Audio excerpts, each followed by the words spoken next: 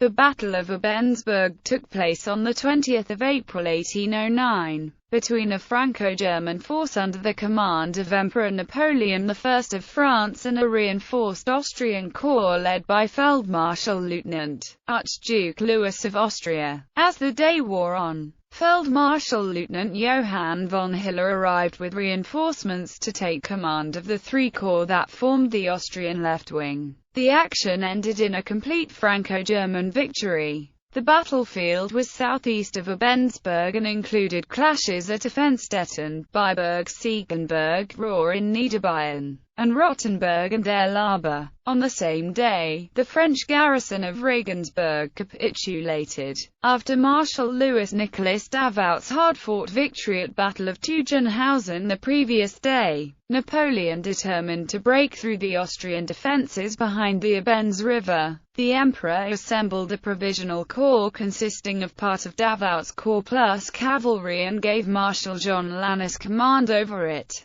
Napoleon directed his German allies from the Kingdom of Bavaria and the Kingdom of Württemberg to attack across the Abens from the west, while Lannes thrust from the north toward Rohr. While the Austrians initially held the river line, Lannes' strike force crashed through Louis' defences farther east. On the left, the Austrians managed to conduct a capable rearguard action, but during the day the French smashed their opponent's right flank and captured thousands of soldiers. The day ended with the Austrians barely holding onto a line behind the Gross-Leber River. The next day, Hiller withdrew to Landshut, separating the left wing from the main army under Generalissimo Archduke Charles, Duke of Teschen near Regensburg. The French surrender of Regensburg on 20th of April allowed Charles's army a retreat route to the north bank of the Danube. The Battle of Landshut was fought on 21st of April. Background: Operations Archduke Charles stole a march on Napoleon when his army invaded the Kingdom of Bavaria on 10th of April 1809. Even though the Austrian army took 6 days to slowly march from the Inn River at the frontier to the Isar River, the move placed the army of France and their German allies in grave danger. Napoleon's deputy commander, Marshal Louis Alexander Berthier, mismanaged the Grande Armée Acutie's concentration, leaving its units scattered across a broad front in a confused state. The central mass of Archduke Charles's 209,600-man host crossed the Isar at Landshut on 16th of April. But the next day Emperor Napoleon arrived at the front from Paris, desperately trying to wrest the initiative back from the Archduke. Napoleon consolidated his forces and ordered Marshal André Masséna's 4th Corps and General of Division Nicolas Oudinot's 2nd Corps on the right flank, to march on Landshut to cut the Austrian line of communications.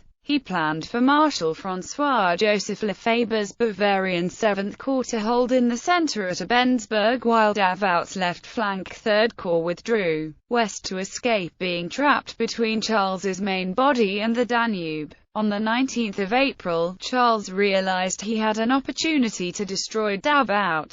He launched 65,000 troops in 3 powerful columns northwest as Davout attempted a flank march across his front. Luckily for the French, General of Cavalry Johann I. Joseph, Prince of Liechtenstein's 20,000 troops found no opposition on the Austrian right. In the centre, General of Division Louis-Pierre Montbrun's 3,800 cavalry and infantry skillfully held off Feldmarschall-Lieutenant Prince Franz Serif of Rosenberg-Orsini's much stronger ID Army Corps for most of the day. On the left flank, Feldmarschall-Lieutenant Prince Friedrich Franz Xaver of Hohenzollern-Hechingen's 3 Army Corps crashed into General of Division Louis Vincent Le Blond de Saint-Hilaire's division and a terrific fight blazed up. Both sides fed in reinforcements as the infantry battled over a pair of parallel ridges in the Battle of Teugn-Hausen. Ultimately, Davout brought superior forces to bear in the late afternoon and pushed back the Austrians a short ways. That night, Charles ordered Hohenzollern to withdraw a little to the east, closer to his main body. On the morning of 19th of April, Archduke Charles requested that Hohenzollern provide a link between the 3 and V Army Corps. Accordingly, the 3 Army Corps commander detached General Major Ludwig Thierry's 6,000-man infantry brigade to his left, as an additional link between Thierry and 3 Army Corps. Hohenzollern detached General Major Joseph Fryer von Fanzelter with a Grenz infantry battalion and 2 squadrons of hussars, about 1,000 men. While the Battle of Tugendhausen raged, Thierry clashed with Bavarian troops near Arnhofen and fell back to Offenstetten. Austrian deployment on 20 April, Archduke Charles's main body consisted of the 3 IV and I Reserve Army Corps. These were arrayed near Dunzling and Eckmühl. Feldseemeister Johann Kolowrat's 2 Army Corps spent the 19th of April attacking Regensburg from north of the Danube. While successfully defending the city, Colonel Louis Coutard's 2,000-man 65th Line Infantry Regiment ran dangerously low on small arms ammunition. General of Cavalry Count Heinrich von Bellegarde's I Army Corps also remained north of the Danube. Archduke Louis spread out his V Army Corps behind the Abens River, facing west, having detached Feldmarschall Lieutenant Karl Friedrich von Lindenau's division to Liechtenstein. Only the divisions of Feldmarschall Lieutenants Prince Heinrich XV of Roosplaran and Vincenz Fryer von Schusterkerve remained under Louis' command. Feldmarschall Lieutenant Michael von Kienmayer's 2 Reserve Army Corps, nominally 7,975 strong, waited in support at Ludmansdorf. Kienmayer's Cuirassier Brigade under General Major Andreas von Schneller was serving with Liechtenstein, and 4 dragoon squadrons were attached to Thierry's brigade. On the evening of the 19th, the bulk of Hiller's VI Army Corps reached Mainburg to the south.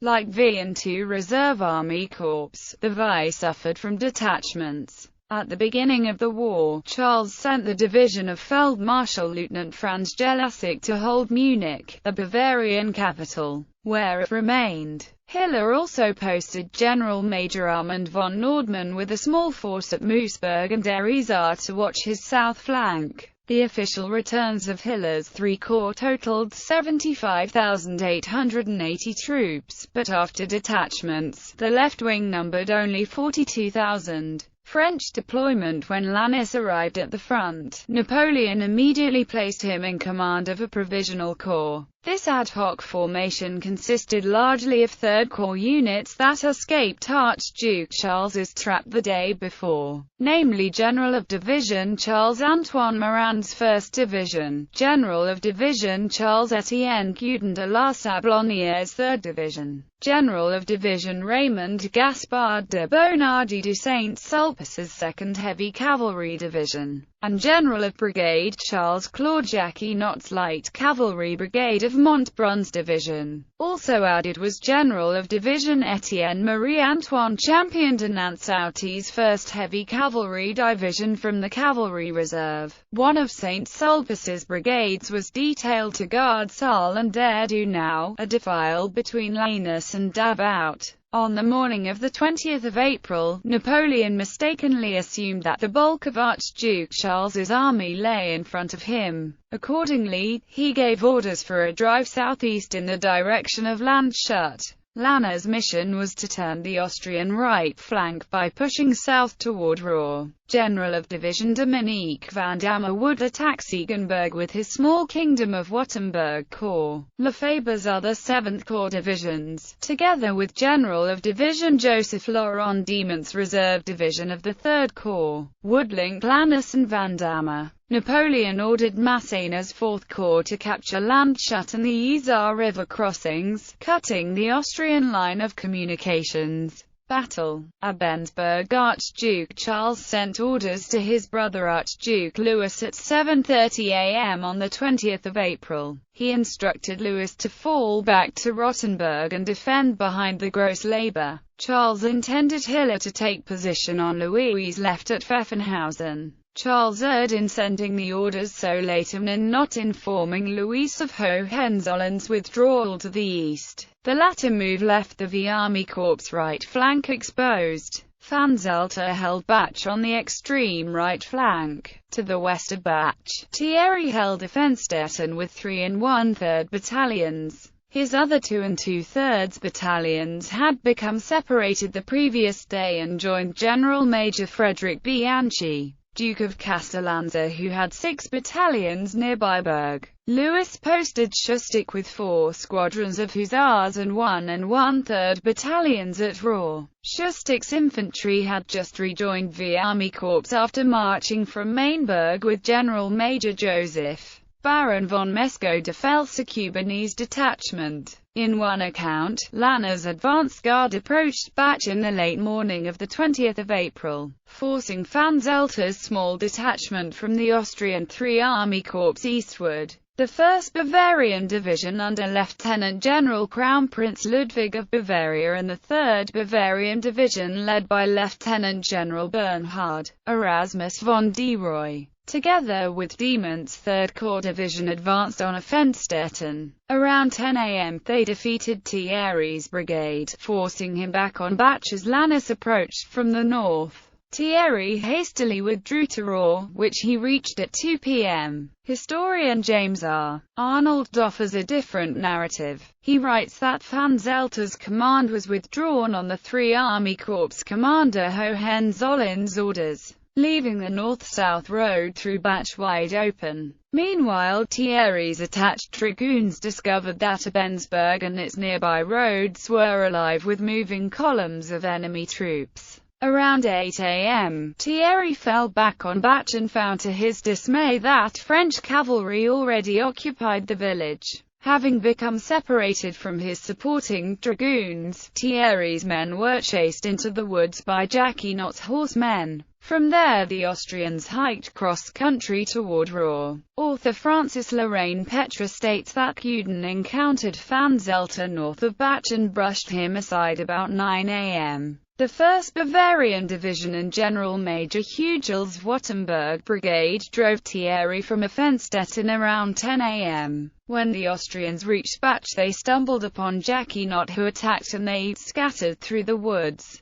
Vanzelter marched east to Lanquade, where he rejoined Hohenzollerns' corps. Because he feared that the woods to his left might contain Austrians, Lannes slowed his march so he could scout the terrain to the east. Even so, his column arrived at Rohr before Thierry's infantry. Without Vanzelter's detachment to warn him, the arrival of Lannes' column surprised Schustic. The Austrian commander gamely threw 4 squadrons of hussars at Jacquinot's advance guard. Eventually, Jacquinot got his entire brigade into action and pressed the Austrian hussars back on the supporting battalion in 1/3 of Gren's infantry south of Rohr. At this time, Thierry's winded infantry appeared on the scene, with the help of Guden's 17th Light Infantry and a battery of artillery. Jacquinot's chasseurs broke Thierry's foot soldiers and hounded them into the woods again. To take the pressure off the infantry, Schustic charged again, just as Thierry's lost dragoons showed up.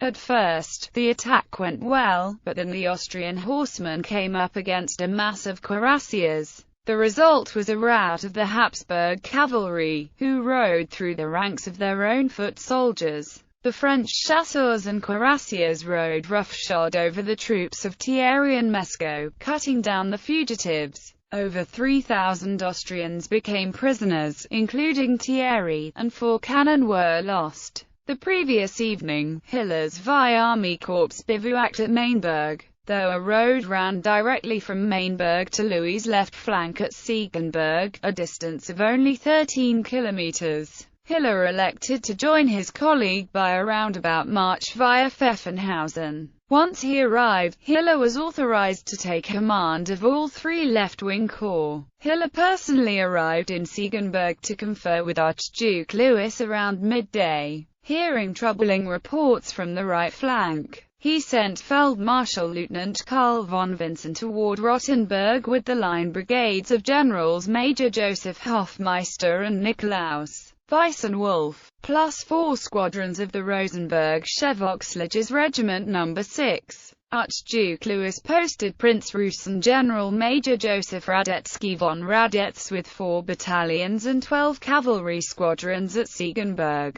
Bianchi held the east bank of the Abens opposite Beiberg. Lieutenant General Karl Philipp von Ried probed at Siegenberg, but his 2nd Bavarian Division was easily fended off by Radetzky and a battery of 12 PDR cannon. At this time, Louis heard that the French attacked Thierry, so he ordered Radetzky to send 2 battalions to the right flank and called up Kienmayer's command from Ludmansdorf. Ried moved north to Beiberg, where he tried to get across the Abens again. At first he was not successful, but Bianchi withdrew to Kirchdorf, allowing the 2nd Bavarian Division to cross to the east bank of the stream. Meanwhile, General of Division Dominique van Damme's Württemberg contingent replaced Ried in front of Siegenberg. Van Damme soon realized that crossing at Siegenberg was futile, so he too marched north, crossed the river at Abensberg and moved south to Kirchdorf. Here the Bavarians and Württembergers found Bianchi with his reinforced brigade and a cavalry squadron. Rus soon arrived with Radetzky's 2 battalions.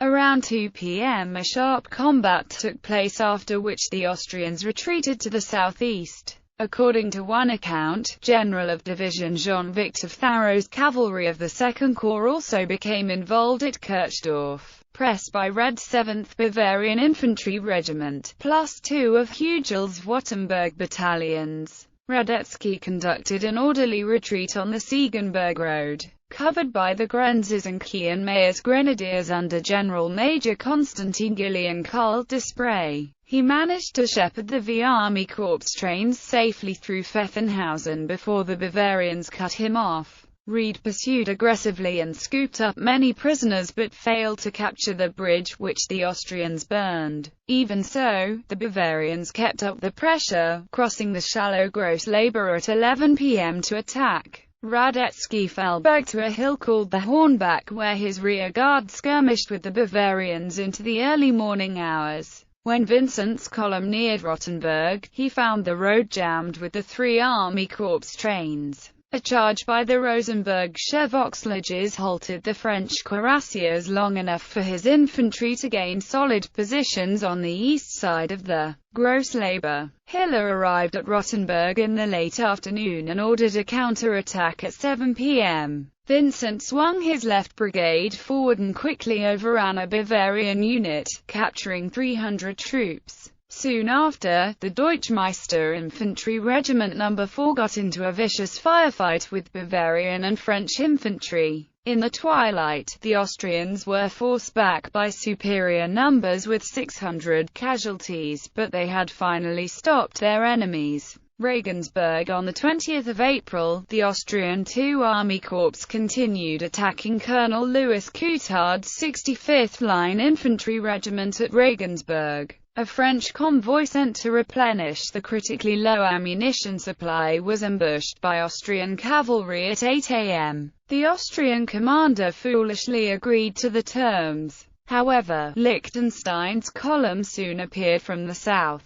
Liechtenstein pointed out that the existing truce did not apply to him and demanded an immediate surrender. Coutard thereupon capitulated at 5 p.m. The French sappers had found it impossible to demolish the sturdily built Regensburg Bridge. The intact bridge later played a key factor in the escape of Charles's army. In 2 days of fighting, the French lost 11 officers and about 200 soldiers killed and wounded, plus 1,988 captured. Austrian losses were 73 dead, 220 wounded, and 85 missing, for a total of 378 casualties. During the struggle, the French captured 75 troops and 1 color, all of which were recovered. When Collerat finally reported the 2 Army Corps available for duty that evening, the headquarters ordered his troops to make an overnight march west to Hemau on the north bank of the Danube.